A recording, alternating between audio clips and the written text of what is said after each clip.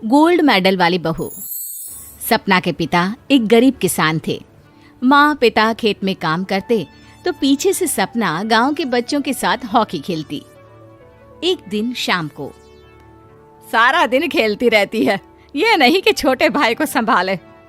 माँ पता है, मैंने आज हॉकी में पास के गांव के लड़कों की टीम को हरा दिया। अरे वाह वाह मेरी बेटी, शाबाश।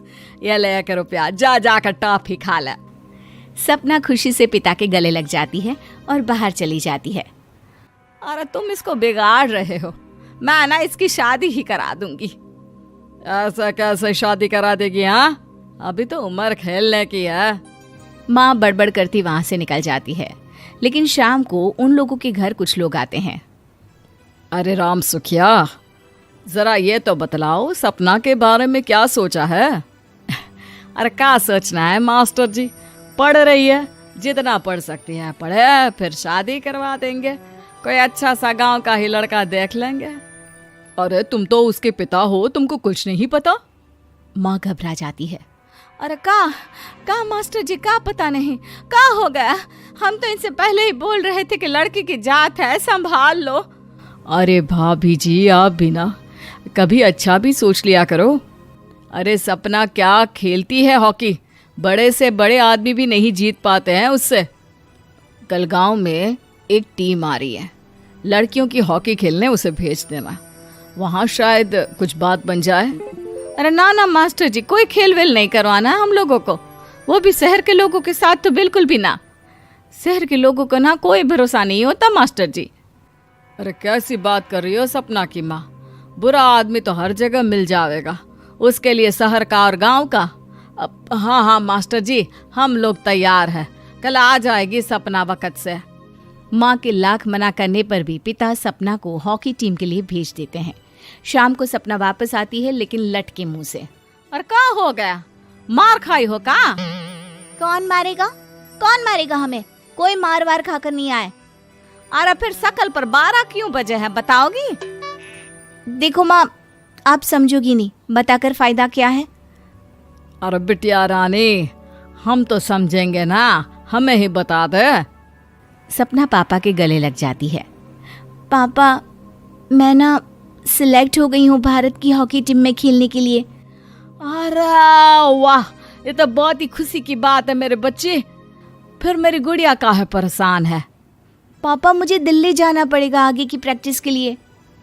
माँ जो सारी बात सुन रही होती है, जोर से चिल्लाती है। एक पैसा नहीं है मेरे पास, समझे? कुछ नहीं दूंगी। शादी के लिए लड़का फाइनल भी कर दिया है, कल्ले का बेटा, वो शादी कर लेगा तुमसे। सपना पिता की ओर देखती है। अरे देख सपना, खेलने दिल्ली जाना है तो सिर्फ इसी शर्त पे कि आकर कल्ले से बेटे से चुपचाप शादी कर लेगी, बोल। अरे ठीक है ना, कल्ले का बेटा तो बहुत ही समझदार है, सरकारी नौकरी है उसकी, मान गया वो तो सपना शादी कर लेगी। सपना भी धीरू, जो कि कल्ले का बेटा था, उसे जानती थी। वो मन ही मन सोचती है कि शादी तो वैसे भी होनी है, लेकिन माँ की ये शर्त मान गई तो जीवन जीने का एक मौका तो जरूर मिलेगा। हाँ, मुझे मंजूर है। हाँ, तो कल मैं उन लोगों को बुला लूं? पिता और सपना दोनों एक दूसरे को देखते हैं। अब माँ ठीक है ना, बुलाने की क्या जरूरत है, वो लोग पसंद कर रहे हैं ना मुझे, वही ठीक है।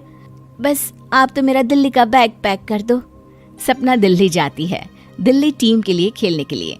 सपना खूब अच्छा खेलती है और गोल्ड मेडल जीत कर आती है। जब वो गांव आती है तो उसका जोरदार स्वागत होता है। हर कोई सपना सपना चिल्ला रहा होता है। और सपना के पापा, तुम्हारी बेटी ने तो गांव का नाम रोशन कर दिया है। गांव की तरफ से तुम लोगों को गांव में पक्का मकान और सपना को परिषद में पक्की नौकरी देने के लिए हम तैयार हैं। अरे वाह वाह, पक्का मकान, ये तो बहुत अच्छी बात है, लेकिन सपना की नौकरी नहीं चाहिए हमें। हाँ, कैसी बात कर रही हो सपना की माँ? लड़की की नौकरी रहेगी तो अपने पैरों पर खड़ी रहेगी, किसी के आगे झुकने की जरूरत ना पड़ेगी। अरे चुप रहो, हम तो नौकरी ना करते हैं, पर मजाल है कि किसी के आगे झुके हो। ना ना, हमारी बेटी नौकरी नहीं करेगी। पिता लाख समझाते हैं लेकिन माँ नहीं मानती। और फिर वो दिन भी आ जाता है जब सपना को अपने कहे अनुसार लड़के से शादी भी करनी पड़ती है। ससुराल में। ए बहू, तू रोज रोज सुबह कहाँ जाती है?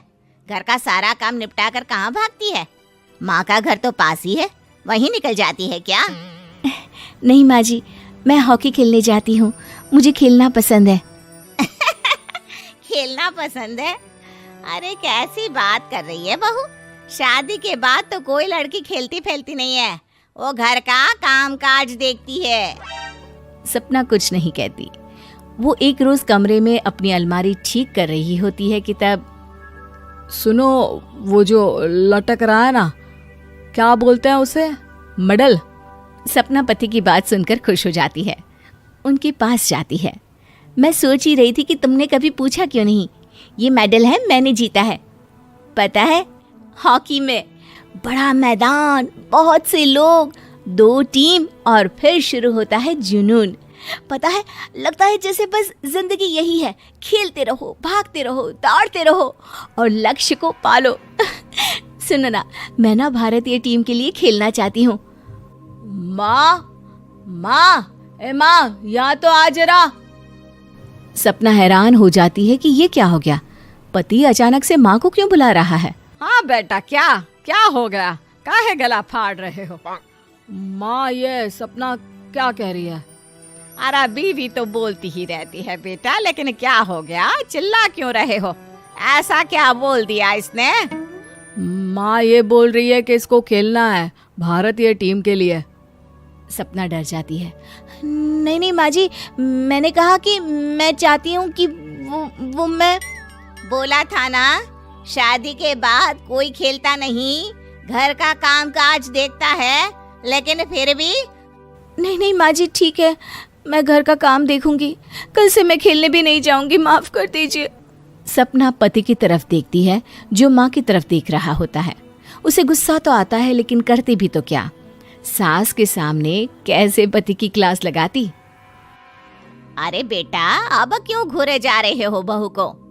माँ, अभी इस बात का फैसला करके जाना, वरना ये तो तेरे कमरे से जाने के बाद मुझे। अब चुप हो जाइए आप, छोटी सी बात का बतंगड़ मत बनाइए। छोटी सी बात? बहू, ये कोई छोटी बात नहीं है। जो लड़की दिल्ली के लिए गोल्ड मेडल ला सकती है, वो देश के लिए भी तो गोल्ड ला सकती है ना। हम लोगों को किसी चीज की कमी नहीं है बहू, घर का काम तो कोई भी कर लेगा, लेकिन देश का नाम रोशन करने के लिए सपना चाहिए। जा बहू, तेरी ट्रेनिंग का सारा इंतजाम तेरे पति ने कर दिया है, जा खेल और देश का नाम रोशन कर। सपना की आंख में आंसू आ जाते हैं। वो सोचती है कि बेटियों को मायके के साथ अगर ससुराल में भी सहयोग मिले तो ऐसा कोई काम नहीं जो वो नहीं कर सकती है।